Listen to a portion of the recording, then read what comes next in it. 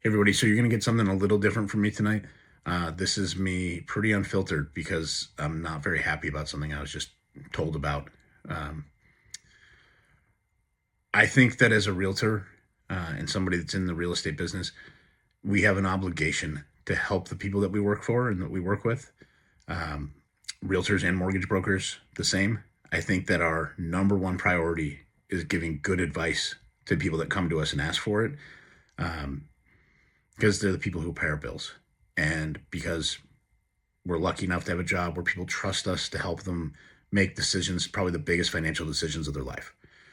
So it really irritates me when I hear about somebody who's been given really bad advice, um, clearly just so that that realtor and the mortgage broker involved can make a sale, make some commission.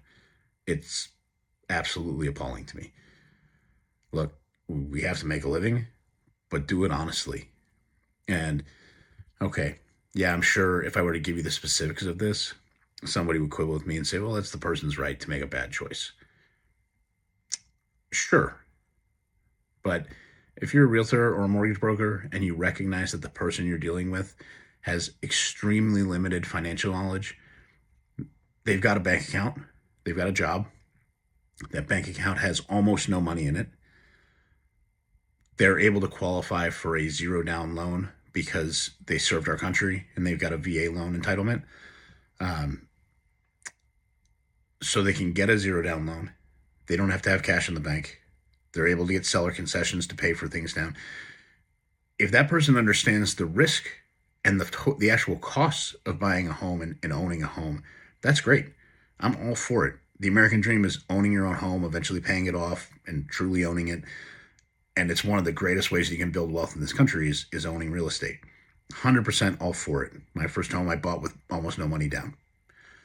But I recognized what it was going to cost me to own that home long term. And I luckily had knowledge of that because I was in this business. A ton of people don't. I can't tell you how many people I hear about. Watch my YouTube channel. There's a video about property taxes and how they reset after you buy the place. Go look at that video and look at the comments. There's so many people who buy their home, they're approved for the mortgage payment by their mortgage broker or by the lender, and it's based on what the prior owner's taxes were. So let's say the previous owner had the house homesteaded for the last 30 years. Maybe they only paid $1,200 a year in taxes. But next year, your taxes are going to jump up. So let's say on a $400,000 house, you've got $12,000 in taxes, something like that, depending on where you are, 8,000, 12,000, whatever it is. It's a lot more than 1,000. Look at how many people in my comments had their mortgage payments jump $500 a month, $1,000 a month. I personally had it happen. My very first house, I didn't recognize it was going to happen. I was brand new to the real estate business at that time, and luckily I was able to maintain and was okay. But I went from like a $1,600 a month payment to $2,400 a month payment just from taxes increasing. It happens all the time. And in a lot of cases, people lose their homes because they can't afford to continue paying the increased rate. So if you're a real estate agent and you have somebody who's coming to you who has limited income, limited savings, very limited knowledge of real estate and finances, and has no idea what it costs, for example, to replace an air conditioner in South Florida. Your AC goes out and you need to spend $8,000, $10,000, $12,000 to replace it. I don't know. Maybe you're in Florida and for the first time ever, you're in North Florida and you're experiencing for one of the first times ever, true freezing cold since you've owned a home. And you don't know that you need to winterize the pipes. And all of a sudden a pipe bursts. And now you're spending thousands to repair the damage to your house. Or your hot water heater goes out, floods your house. You got to replace the floors. You got to replace the water heater. You're spending a couple grand there. Owning a home is expensive. There's ways to mitigate for that. Sure, you can have savings. You can buy a home warranty. You can get inspections. You need to do that, of course.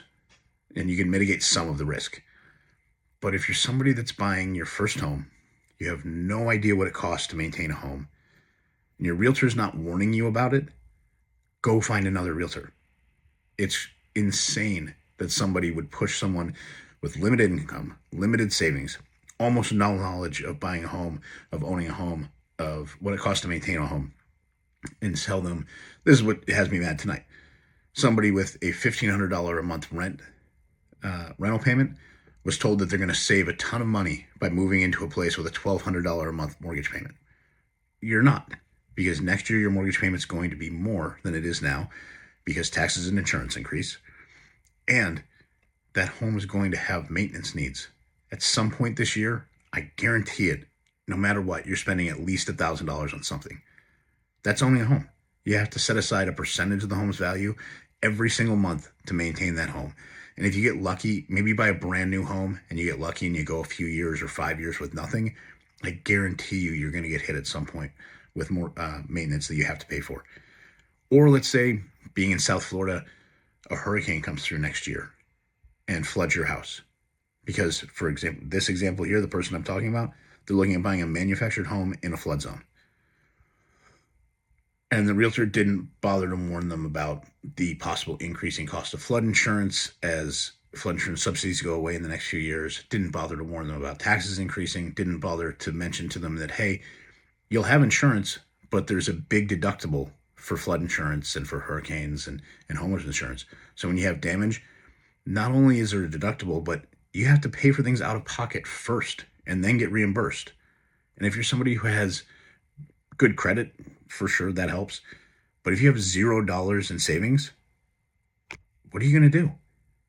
Not only do you have to pay for things, but if your home gets destroyed, you've got to go find a place to live. If you're renting that house, the landlord has to help you. The landlord has to pay for the repairs. Yeah, long-term, owning a home is the way to go. 100%. I think everyone should do it. Everybody that can should buy a home at some point. It's one of the best ways to grow your wealth in this country.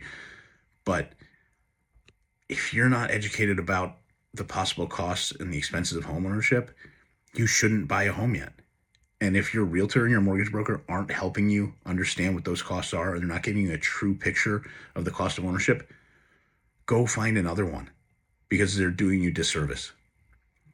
They're trying to sell you a place when they should be trying to help you. And that's what we get paid. We don't get paid to sell houses. We get paid for advice.